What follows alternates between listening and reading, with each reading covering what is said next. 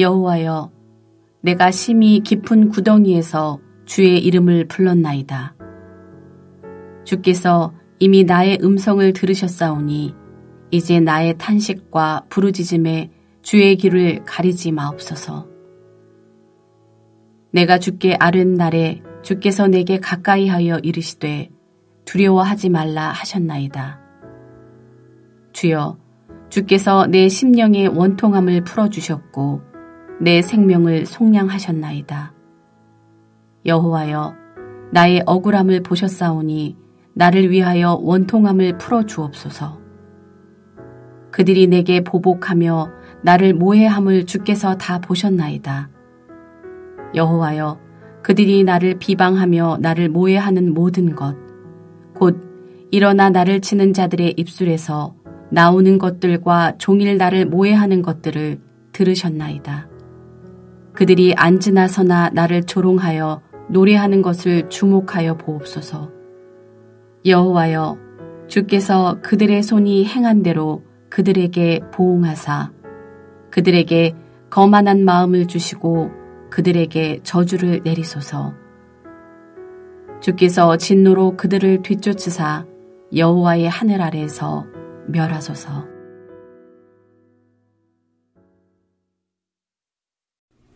어제 본문 52절에서 54절까지 보았던 것처럼 예레미야는 물 없는 심히 깊은 구덩이에 빠져서 죽을 수밖에 없었던 절박한 위기 상황을 떠올렸습니다. 그때 예레미야는 어느 누구의 도움을 받을 수도 없었고 예레미야가 처한 상황을 아는 자도 아무도 없었습니다. 이런 처지에 있을 때 예레미야는 무엇을 하였습니까? 하나님에게 구원을 호소하며 주의 이름을 불렀습니다.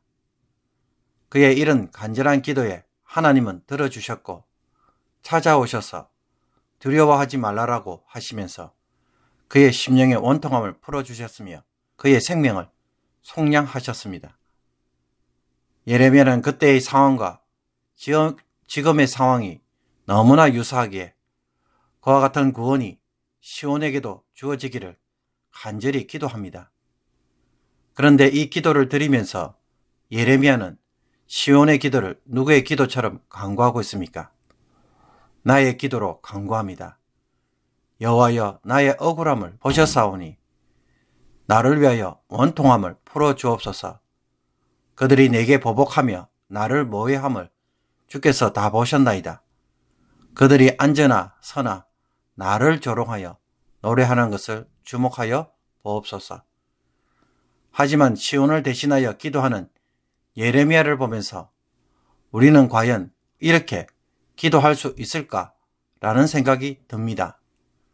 왜냐하면 시온이 당하는 억울함과 원통함, 원수들의 복수와 업무, 조롱과 노래는 자신의 죄로 인해 주어진 하나님의 심판이기에 그렇게 당하는 것은 지극히 당연한 것입니다.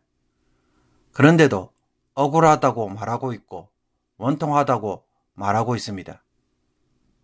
예레미야가 이 사실을 모르는 것은 아닙니다.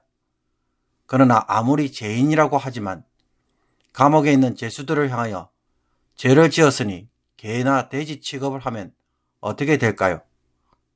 비인격적으로 대하고 함부로 폭력을 행사하며 수시로 몹쓸 짓을 함부로 행한다면 어떻게 합니까? 예레미야가 말하는 억울함과 원통함은 바로 여기에 있습니다. 그들은 유다가 범죄한 그 이상으로 학대하고 폭력과 악을 행하고 있기 때문입니다. 이에 예레미야는 다른 기도를 하는 것이 아닙니다. 여호와여, 주께서 그들의 손이 행한 대로 그들에게 보응하사 라고 기도합니다. 범죄한 이상으로 고통받고 억울하게 당하니 이 모든 것을 중단시켜 달라고 기도하는 것이 아닙니다. 지금 시온이 겪는 일은 자신의 범죄로 인한 일이기에 받아야 하는 것이 당연한 것입니다. 그러나 그들이 하나님의 심판으로서 하는 것이 아니라 자신의 죄악으로 하는 것에 대하여 동일하게 그들에게도 보응을 해달라고 기도하는 것입니다. 하나님의 공의를 바로 세워 달라는 것입니다. 그래서 그들에게 거만한 마음을 주시고 그들에게 저주를 내려달라고 강구합니다. 여기서 거만한 마음을 주시고 라는 말을 원어로 살펴보면 마음에 커버가 있는 것을 뜻하는 말로서 조개처럼 딱딱한 껍질로 된 마음을 의미합니다. 소위 완고한 마음이라는 것입니다. 그래서 거만한 마음으로 번역하였지만 새번역 성경처럼 그들의 마음을 돌같이 하게 하시고 라고 이해하는 것이 훨씬 좋아 보입니다. 쉽게 말해 회개의 기회를 그들에게 주시지 마시고 그들이 행한 일에 저주를 받게 해달라는 것입니다. 이 일로 하나님이 그들에게 진노하심으로 동일하게 멸하여 주시기를 예레미야는 강구하는 것입니다. 자신들이 저지른 죄로 하나님으로부터 징계를 받지만 도를 넘어선 모함과 비난과 무자비한 살육을 저지른 원수의 행위도 마땅히 심판받아야 하는 것입니다. 사랑하는 성도 여러분, 오늘 본문에서 예레미야가 하나님께 구원을 호소하는 근거가 무엇입니까? 과거 하나님이 자기를 구원해 주셨던 역사를 기억하며 그것을 다시 한번 일으켜 달라고 기도하였습니다. 하나님은 어제나 오늘이나 영원토록 동일하시고 변함이 없으신 분이십니다. 과거 주의 백성이 고난 중에 의지할 곳이 없어서 하나님을 간절히 찾을 때 하나님은 귀를 기울여 주시고 응답해 주셨습니다. 이런 하나님이 오늘은 나를 무시하고 과거는 과거이며 갑자기 태도를 바꾸시고 전혀 다른 분인 것처럼 행동하실까요? 그렇지 않다는 것입니다. 하나님은 언제나 동일하시기에 과거의 죄인의 기도에도 부르짖을 때 응답해 주셨던 것처럼 오늘도 그와 같은 일을 하실 것을 시인은 확신하고 있기에 이런 기도를 하고 있는 것입니다. 그러므로 성경에 기록된 하나님의 말씀과 과거에 행하신 일들은 어떤 말과 어떤 역사입니까?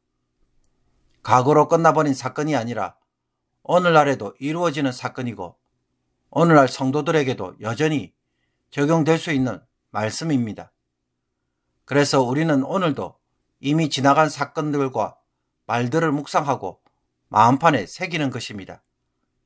하나님은 언제나 동일하시기에 구약의 이스라엘 백성들에게 그렇게 하셨다면 오늘 나에게도 그렇게 하실 것이고 예레미야에게 그렇게 하셨다면 나에게도 그와 같은 일을 해 주실 것입니다. 이 약속과 확신 위에서 오늘도 말씀을 붙잡고 기도함으로 동일한 기도 응답을 체험하는 믿음의 성도가 되기를 원합니다. 그리고 예레미야는 유다 백성들이 무시했던 하나님의 정의와 공의가 자신들을 심판하지만 동시에 이것이 구원이 될 것을 다시 한번 깨닫고 있습니다. 바벨론이 저지른 무자비한 폭력과 살육, 악행들에 대하여 하나님이 심판하신다면 그것은 유다 백성들에게 어떤 사건이 되겠습니까? 그들의 압제로부터 자유케 되고 그들을 멸하심으로 구원받는 사건으로 찾아옵니다. 유다를 멸망시켰다면 바벨론의 멸망은 유다의 해방을 가져오는 일이 되는 것입니다. 그러므로 하나님의 정의와 공의의 심판은 당장 보기에는 억울하고 힘들고 원망스럽지만 결국은 자기 백성을 위한 구원의 행위로 드러나게 됩니다. 우리가 이것을 알고 하나님의 정의와 공의를 사모하는 자가 되고 그것이 하나님의 백성을 살리는 은혜가 되는 것을 알고 다시 한번 적극적으로 순종하는 백성이 되어야 할 것입니다. 눈앞의 이익에 따라 양심을 팔아버리고 작은 이익으로 인해 죄를 짓고 세상 사람들이 모두 그렇게 할지라도 자신은 정의와 공의에 따라 행동하는 것이 무엇보다 필요한 시대입니다. 하나님이 행하신 대로 보응하신다면 어떤 일들이 일어날지 자기 삶을 되돌아보고 하나님의 정의와 공의를 바로 세우는 오늘이 되기를 주님의 이름으로 축복합니다. 기도드리겠습니다. 각 사람에게 진실과 공의를 따라 갚아주시는 하나님. 하나님의 공의가 때론 나에게 심판이 되지만 결국 하나님의 백성들에게는 구원의 사건이 되기에 저희들이 오늘도 진실하며 정의롭게 행동하는 성도가 되게 하여 주옵소서. 자신의 이익 때문에 일을 굳게 만들고 거짓을 만들며 악한 일을 도모하는 자들이 결코 되지 않게 하옵소서. 나의 이런 욕심으로 인해 누군가가 눈물을 흘리는 일을 하지 않게 하옵소서. 말씀대로 순종할 때 당하는 손해와 희생에 대하여 하나님이 의인의 기도를 들어주시고 자기 백성의 억울함을 신원하여 주셨던 것처럼 오늘날에도 동일하게 도와주실 것을 알고 끝까지 믿음으로 순종하는 성도들이 모두 되게 하옵소서. 주의 구원이 주의 백성들에게 반드시 임하여 주옵소서. 예수 그리스도의 이름으로 기도하옵나이다. 아멘.